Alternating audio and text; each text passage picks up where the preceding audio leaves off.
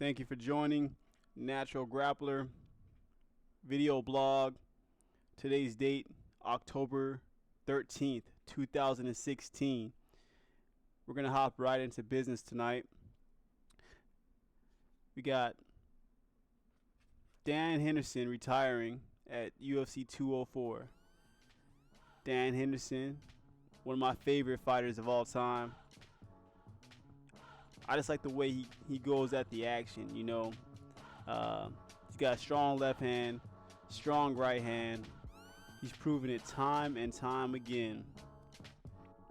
I remember back in 2003 watching him on Pride Fights. And, you know, Pride Fighting, that's when they had very little rules. I don't know what was legal and what was illegal. All I saw was some crazy punches, some crazy knees. All the fighters just getting into these bloodbaths, and it was just dangerous. It just looked bad. But, you know, at the same time, I was like, wow, okay, well, there's a lot of skill involved in this. You gotta be able to duck and dodge and maneuver your opponent, set them up to where you want to be at to land these dangerous punches and kicks. And they used to always have that countdown. I hope y'all remember that countdown. It was a classic thing. 200 knockouts from 200 to number 1. Dan Henderson used to be on that list at least 3 times per episode doing the knocking out. He might have been on a few of the actual punches knocking him out. I don't remember too many. But Dan Henderson, you know, he started his career as a folk style wrestler, as a college wrestler. He went to the Olympics twice. First time, 10th place. Second time, 12th place. And that's back in the 80s, so you know he wasn't getting paid. He knew what he loved to do. He knew what he was destined to do. And his hard work and dedication paid off in the end. 2016, the man retires, and everybody respects him. He had a fight against Michael Bisping at UFC 204, and it was fun to watch, especially the first 2 rounds. Dan Henderson in the first round, straight up left hand punch to the chin. Michael Bisping's on his tail. Dan Henderson couldn't finish. Second round, Dan Henderson hits the man with a right punch, sends him to the ground again. Couldn't finish him. Somehow the judges come out and say that after 5 rounds, Michael Bisping wins. And if you saw Michael Bisping's face, if you see it right now, it's all over the internet. The man looks like a pumpkin right now. His face is swollen. It's smushed together. It's not looking good for the champ. He won the fight. He won the fight, and, you know, you got to give that man respect because he won the fight. You know, just looking at the judges' scorecard, 3 judges. 2 of the judges said 48-47. Tight fight. But I really want to know what this judge who scored the fight, Michael Bisping 49, Dan Henderson 46, where do you come up with that number? Unbelievable. Dan Henderson knocked Michael Bisping down twice. He landed a higher percentage of his punches. He tied on landing significant strikes, and he got a takedown. So we're gonna save that blog for another day about the referees and the judges scoring, because something must be done. I just don't know what's going on with that. They always say don't leave it in the hands of the judges. Dan Henderson sure didn't fight like he was trying to leave it in the hands of any judge with those 2 knockouts, those 2 knockdowns. But Michael Bisping, he's a champion out here looking like a pumpkin, but he's paid and he's a champion, so respect to the champ. Who did he beat? I think it was Luke Rockhold that he actually beat for the title. So I'm curious to see how that division pans out. I'm trying to see who puts in some work, and if Michael Bisping wins that next fight, then, you know, I might look at him a little different. He did a great job with the fight. He definitely did. But Dan Henderson, being the beast that he is, He's a little bit slower, but he sure has that power. And Dan Henderson never was a a fast fighter. He always had that strength. So to say that he slowed down a little bit at his age is something to be expected. But nonetheless, Dan Henderson retired as a great. Michael Bisping paid his respect and acknowledged his greatness, which we all have to do. So now we got to move on. We got to talk about what's coming up next. UFC 205. This is supposed to be the biggest UFC card ever. Why? For the first time in history, there's a mixed martial arts fight in the state of New York, Madison Square Garden, where all the greats go.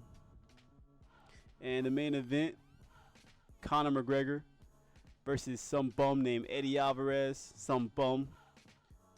Now, I'm not calling Eddie Alvarez a bum by any means.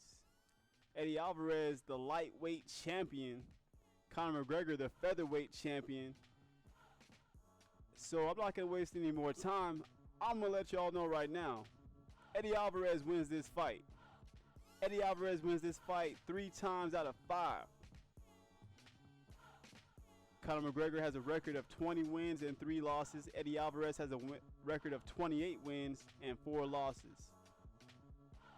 So I respect the fact that they all have great records.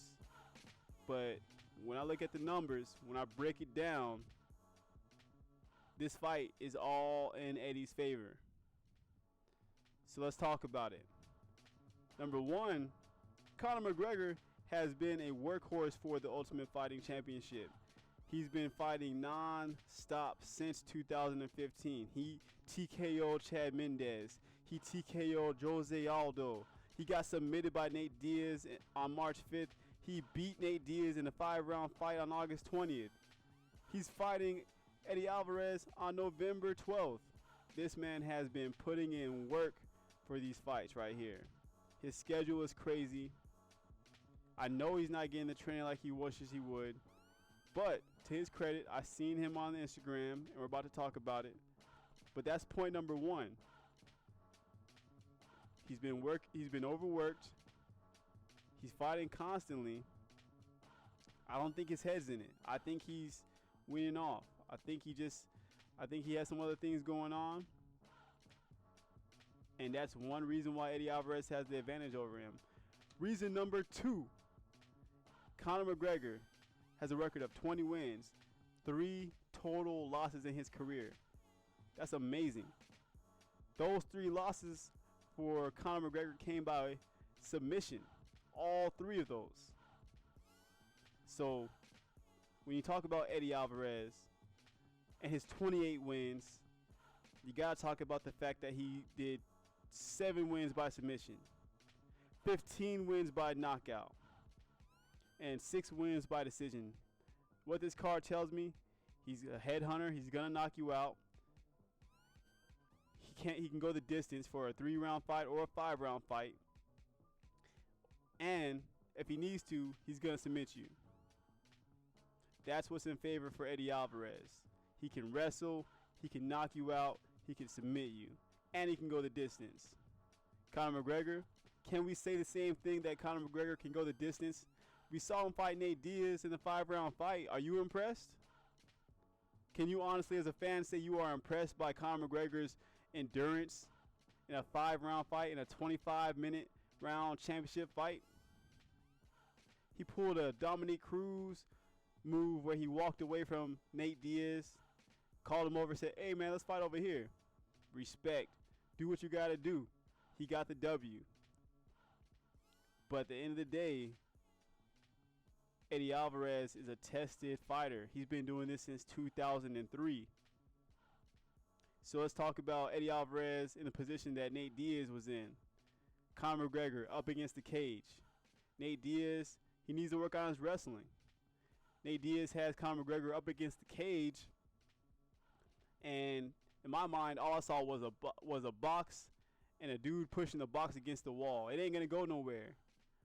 The only way Nate Diaz would have solidified any of those takedowns is if he would have cut the corner, take Conor McGregor out at the knee, with the Superman dive. Look it up if you don't know what a Superman dive is. It's a wrestling term. He would have had the takedown.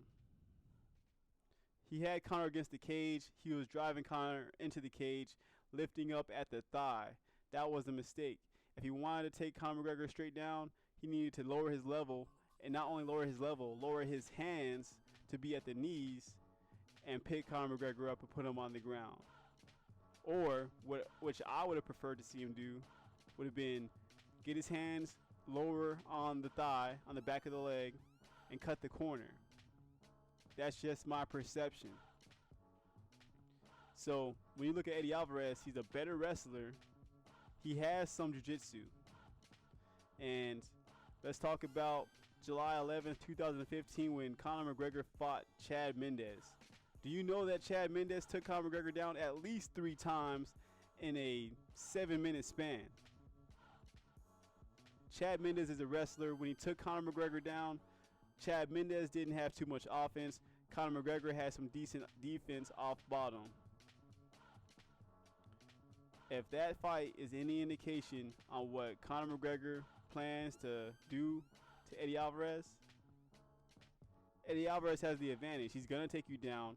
He's going to work for the submission. He's going to be smart about it. He can go 5 rounds. We all know Conor McGregor is a dangerous man. I'm not going to go and not give this man any respect. 20 wins and 3 losses for Conor McGregor. 17 wins came by way of what? Of course, the lottery ticket left-hand knockout. So, for Eddie Alvarez, he does have his work cut out from him. It's not going to be a cakewalk. Conor McGregor is game for the fight. Conor McGregor is probably one of the... When I watch Conor McGregor fight, the first thing I notice about him is he knows his opponent. He knows what his opponent wants to do. He knows the strength, he knows the weakness, and he knows how to intimidate his opponent. Not on a mental level. He knows how to... It's almost like you see the fighter that he's going against. Motion, and they just pause for a second because they know that Conor McGregor has his number. It's kind of freaky how he does that. I think it's maybe a little bit of his aggression at the beginning of the fight, his willingness to engage. I don't know what it is. It's not even the willingness to engage because you see that a lot. It's just his movement throws people off, it looks like. And that left hand is just right there. It's not going anywhere. So first round, second round, third round, all the way through the fight, Eddie Alvarez has to be aware of that. Conor McGregor has a reach of 74 inches. Eddie Alvarez is 69 inches. They're the same height. So Eddie Alvarez has to be protecting that hand.